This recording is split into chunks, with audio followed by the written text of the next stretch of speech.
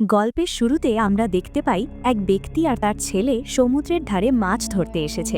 হঠাৎ করে সেই লোকটির ফিশিং রডে খুব ভারী কিছু একটা আটকে যায়। তাদের মনে হতে থাকে তাদের রডে বিশাল কোনো মাছ ধরা পড়েছে, কিন্তু যখন তারা সেটাকে টেনে তোলে তখন তারা দেখে ওটা আসলে একটি প্রাণীর কাটা মাথা। এই ভয়ঙ্কর দৃশ্য দেখে বাবা ছেলে দুজনেই ভীষণভাবে হতবাক হয়ে যায়। ঠিক সেই মুহূর্তেই তারা লক্ষ্য করে সমুদ্রের ভেতর থেকে বিশাল কিছু একটা ধীরে ধীরে তাদের দিকে এগিয়ে আসছে। সেটি আরও কাছে এলে তারা বুঝতে পারে ওটা একটি বিশাল আকৃতির হাঙর। হঠাৎ করেই সেই হাঙরটি তাদের মাথার ওপর দিয়ে লাফ দিয়ে উঠে আসে এবং অবাক করার মতো ভাবে কিছুটা দূর পর্যন্ত মাটির ওপর দিয়ে চলতে চলতে আবার সমুদ্রে ফিরে যায়।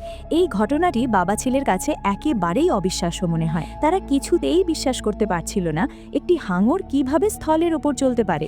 এরপর গল্প আমাদের 3 দিন আগের ঘটনায় নিয়ে যায়, যেখানে কয়েকজন বিজ্ঞানী আর ডাক্তার একটি গোপন প্রজেক্টে কাজ করছিল। এখানে আমরা ল্যাবের প্রধানকে দেখি, যিনি পুরো প্রজেক্টের দায়িত্বে ছিলেন। তিনি সেখানে উপস্থিত ইনভেস্টরদের বোঝাচ্ছিলেন যে তারা ক্যান্সারের একটি ওষুধ তৈরি করার চেষ্টা করছেন। তিনি আরও জানান ভবিষ্যতে এই গুরুত্বপূর্ণ উপাদানটি বারবার পাওয়ার জন্য তারা একটি জেনেটিক মডিফিকেশন করার পরিকল্পনাও করছেন, যার মাধ্যমে এই দরকারি উপাদানটি বারবার সংগ্রহ করা সম্ভব হবে। এই কথা শুনে একজন ইনভেস্টর সতর্ক করে বলেন, এই ধরনের এক্সপেরিমেন্ট খুবই বিপজ্জনক হতে পারে। কিন্তু ল্যাবের প্রধান বিজ্ঞানী নিজের কাজ নিয়ে এতটাই আত্মবিশ্বাসী ছিলেন যে তিনি সেই সতর্কতাকে গুরুত্ব দেননি। এরপর একজন ডাক্তার একটি বিশেষ কন্ট্রোল মেশিন দেখান, যার মাধ্যমে হাঙরকে নিয়ন্ত্রণ করা হয়। এই ল্যাবেই আমরা একটি ছেলেকে দেখি, যার নাম এথেন। হাঙর সম্পর্কে প্রচুর জ্ঞান থাকার কারণে বিজ্ঞানী আর ডাক্তাররা তাকে তাদের সঙ্গে রেখেছিল।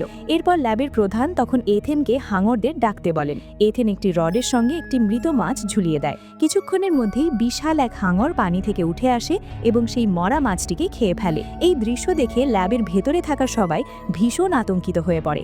মাছ খাওয়ার পর হাঙরটি আবার শান্তভাবে পানির গভীরে চলে যায়। কিছুক্ষণ পর ল্যাবের ডিরেক্টর প্রজেক্টের 3য় ধাপ শুরু করার নির্দেশ দেন। তখন তার সঙ্গে কাজ করা এক মেয়ে তাকে সতর্ক করে বলে, এখনো পর্যন্ত আগের এক্সপেরিমেন্টের পুরো রেজাল্ট আসেনি, এত তাড়াতাড়ি 3য় ধাপ শুরু করা খুবই বিপজ্জনক হতে পারে। কিন্তু ল্যাবের হেড তার কোনো কথাই শোনেন না এবং জোর করে 3য় ধাপ শুরু করার নির্দেশ দেন। এরপর সবাই হাঙরের শরীরে জেনেটিক ট্রান্সফরমেশন করার জন্য প্রস্তুত হয়ে যায়। তারা একটি বিশেষ মেশিন হাঙরের কাছে পাঠায়, যা গিয়ে তার জেনেটিক ট্রান্সফরমেশনের প্রক্রিয়া শুরু করে।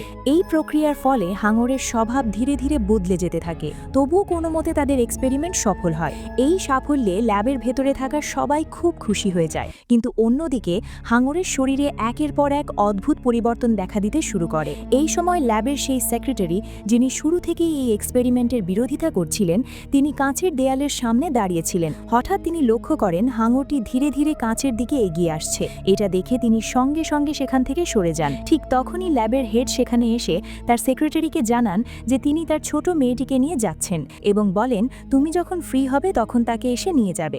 এরপর আমরা দেখি আরেকজন ডাক্তার ফোনে কথা বলছেন। হঠাৎ করেই ল্যাবের ভেতরে জরুরি অ্যালার্ম বেজে ওঠে।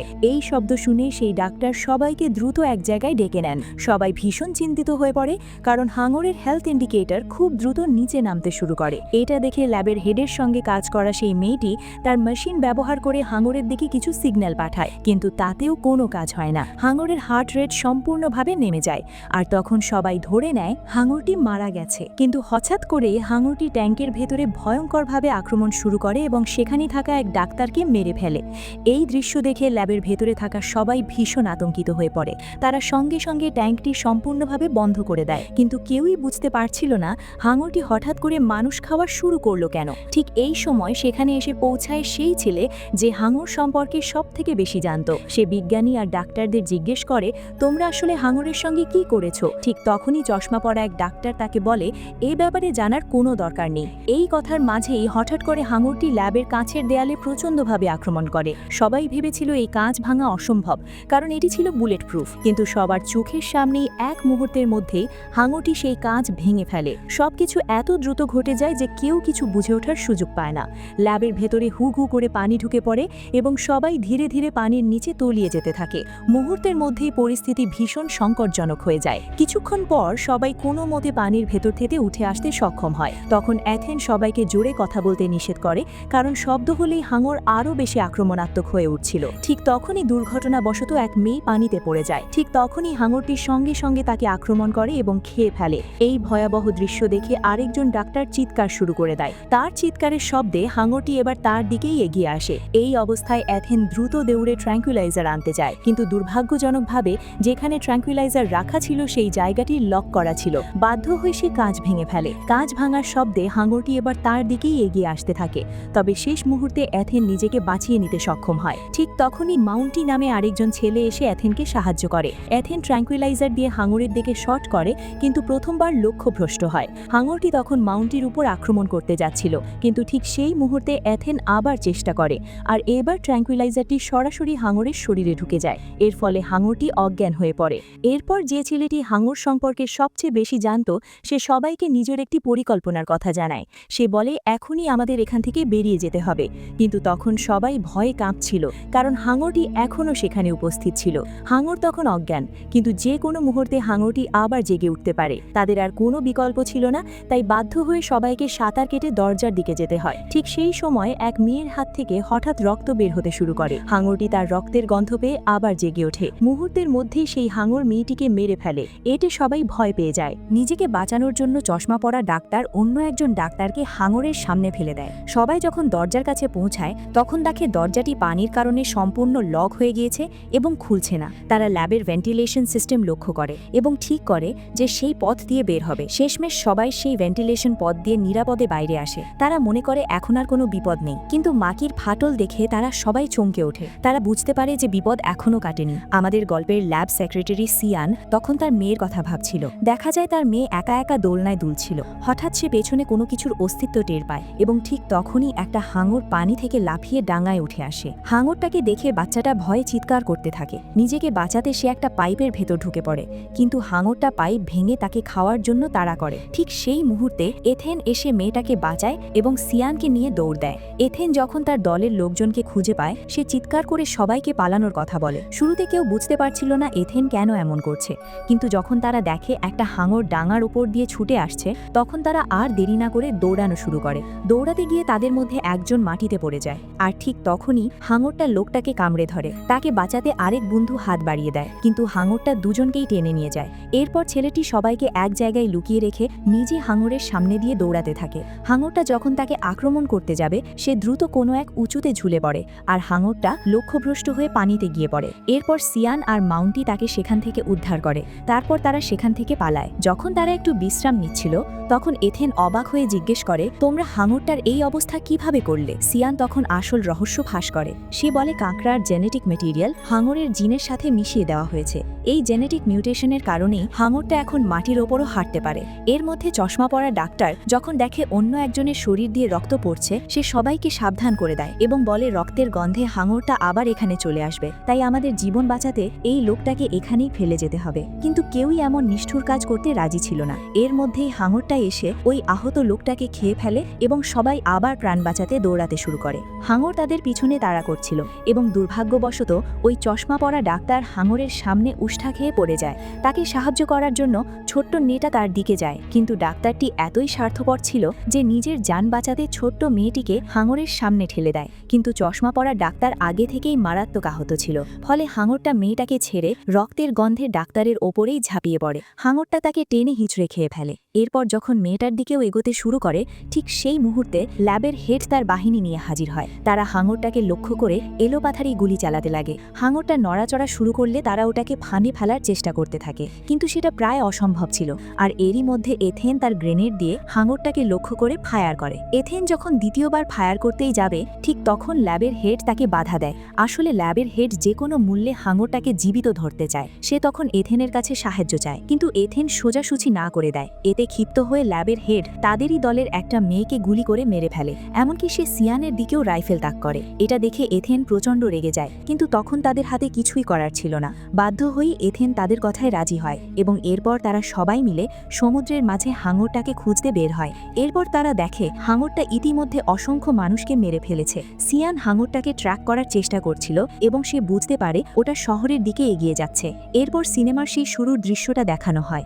একটা শহরে হঠাৎ হাঙরটা হাঙরটা ঢুকে পড়েছে। শহরে ঢুকে হাঙরটা সবকিছু তছনছ করে ধ্বংসযজ্ঞ চালাতে লাগে। মানুষজন প্রাণ বাঁচাতে চারদিকে ছোটাছুটি করছিল।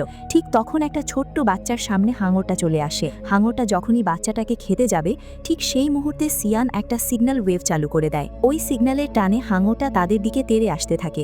এরপর দেখা যায় বাউন্টি নৌকায় বসে মরা মাছের ওপর কিছু সস মাখিয়ে বড় বড় বড়শির হুক লাগিয়ে সমুদ্রে ফেলছে। সিয়ান যখন শহরের ভিডিও দেখে সে তাড়াতাড়ি সমুদ্র থেকে হুকটা টেনে তুলতে বলে, কিন্তু ততক্ষণে দেরি হয়ে গেছে। হাঙরটা চলে এসেছে এবং হুকটা ওর মুখে আটকে গিয়েছে। বিশালাকার হাঙরটা তাদের আস্ত নৌকাটাকে টেনে নিয়ে যেতে লাগে। এই ধস্তাধস্তির এক পর্যায়ে সিয়ান নৌকার মধ্যেই অজ্ঞান হয়ে যায় এবং বাকিরা সবাই ছিটকে পানির নিচে পড়ে যায়। নৌকাটা টেনে হিচড়ে হাঙরটা একদম ডাঙায় তুলে ফেলে আর ধাক্কা খেয়ে এথেনও ছিটকে পড়ে যায়। ওদিকে সিয়ানকে সহ নৌকাটা নিয়ে হাঙরটা একটা গুহার ভেতর ঢুকে পড়ে। কিছুক্ষণ পর জ্ঞান ফিরলে সিয়ান নিজেকে ওই অন্ধকার গুহার ভেতর আবিষ্কার করে। সে তড়িঘড়ি করে তার কন্ট্রোলিং ডিভাইসটা বের করে চেক করে দেখে, কিন্তু হাঙরটার কোনো হদিশ পাচ্ছিল না। সাহস করে সিয়ান তখন হাঙরটাকে সিগন্যাল পাঠায়, আর তখনই সে বুঝতে পারে বিভীষিকাটা ঠিক তার পেছনেই দাঁড়িয়ে আছে। ঠিক সেই সময় ল্যাব প্রধানের লোকজন সেখানে পৌঁছে যায় এবং হাঙরটাকে লক্ষ্য করে গুলি ছুটতে থাকে। তারা হাঙরটিকে হাই ইলেকট্রিক ভোল্টেজ শক দেয়। এক পর্যায়ে হাই ভোল্টেজ ইলেকট্রিক শক খেয়ে হাঙরটা অজ্ঞান হয়ে লুটিয়ে পড়ে। তখন ল্যাবের প্রধান হাঙরটির সামনে আসে এবং তার গায়ে হাত দিয়ে হাসতে থাকে। এথেন সেখানে পৌঁছে সিয়ানকে নিয়ে চলে যেতে চাইলে ল্যাব হ্যাড তাদের পথ আটকায়। সে বলে তার আসল উদ্দেশ্য ছিল একটা বায়ো উইপন বা জৈব অস্ত্র তৈরি করা। সে আরও জানায় এই গোপন কথা সে আর কাউকে জানতে দিতে চায় না। সে যখন এথেন আর সিয়ানকে মেরে ফেলার প্রস্তুতি নিচ্ছে ঠিক তখনই হাঙরটার জ্ঞান ফিরে আসে। চোখের পলকে পরিস্থিতি পাল্টে যায়, সবার কলিজা শুকিয়ে যায়। আর সেই মুহূর্তেই ল্যাবের প্রধানের অজান্তেই হাঙরটি পেছন থেকে এসে ল্যাবের প্রধানকে খেয়ে ফেলে। এই সব দেখে বাকিরা প্রাণ বাঁচাতে দিক বিদিক দৌড়াতে লাগে, কিন্তু হাঙরটার হাত থেকে অনেকেই বাঁচতে পারে না। তারা সবাই পালাতে পালাতে ভুল করে কিছু স্মোক গ্রেনেড মাটিতে পড়ে যায়। চারদিকে বরফ শীতল ধোঁয়া ছড়িয়ে পড়ে, ফলে কেউই কিচ্ছু দেখতে পাচ্ছে না। এই সুযোগে হাঙরটা এক এক করে তাদের সবাইকেই মেরে ফেলছিল। শেষ পর্যন্ত তাদের মধ্যে মাত্র একজনই বেঁচে থাকে এবং সে চারদিকে বন্দুক দিয়ে গুলি চালাচ্ছিল, কিন্তু হাঙরটি তার পিছনেই দাঁড়িয়েছিল। ও তাকেও খেয়ে ফেলে। অন্যদিকে এথেন ঠিক করে যে এই আপদকে আজ শেষ করেই ছাড়বে। সিয়ানের কন্ট্রোলিং ডিভাইসটা নিয়ে দৌড় দেয় যাতে হাঙরটা তাকে তাড়া করে। সিয়ান তখন বুদ্ধি করে ডিভাইসটা অনেক উঁচুতে ছুড়ে মারে যাতে ওটা ধরার জন্য হাঙরটা হাঁ করে লাফ দেয়, কিন্তু হাঙরটা অনেক উঁচুতে থাকায় এথেন ঠিকমতো গ্রেনেড তাক করতে পারছিল না। ওদিকে হাঙরটা যখন সিয়ানকে খেতে যাবে এথেন ভয় পেয়ে যায়। ঠিক সেই মুহূর্তে মাউন্টি এসে হাজির হয় এবং একটা মরা মাছ আকাশের দিকে ছুঁড়ে মারে। মাছটা খাবার জন্য হাঙরটা যেই না বড় করে হাঁ করেছে অমনি এথেন সরাসরি ওর মুখের ভেতর গ্রেনেড চালিয়ে দেয়। প্রচণ্ড বিস্ফোরণে হাঙরটা সেখানেই খতম হয়ে যায়। ধোঁয়া পরিষ্কার হওয়ার পর সিয়ান আর মাউন্টি কোথাও এথেনকে খুঁজে পাচ্ছিল না। তখন সিয়ানের কাছে মনে হয় হাঙরটি হয়তো এথেনকে খেয়ে ফেলেছে, তাই সে সেখানেই দাঁড়িয়ে কাঁদতে শুরু করে, কারণ সে মনে মনে এথেনকে ভালোবাসত। এমন সময় সিয়ানকে কেউ নাম ধরে ডাকে। সিয়ান তখন পিছনে তাকিয়ে দেখতে পায় যে এটা আর কেউ নয় বরং এথেন। এথেনকে দেখে সিয়ান অনেক খুশি হয়ে যায় আর দৌড়ে গিয়ে সে তাকে জড়িয়ে ধরে। সিয়ান এখানে তার মনের কথা এথেনকে জানিয়ে দেয়। এতে এথেনও অনেক খুশি হয়ে যায়, কারণ সে অনেক দিন থেকেই সিয়ানকে ভালোবাসে। তাদেরকে দেখে মাউন্টিও অনেক খুশি হয়। এরপর তারা তিনজনই জঙ্গলের মধ্য দিয়ে তাদের গন্তব্যস্থলে চলে যায়।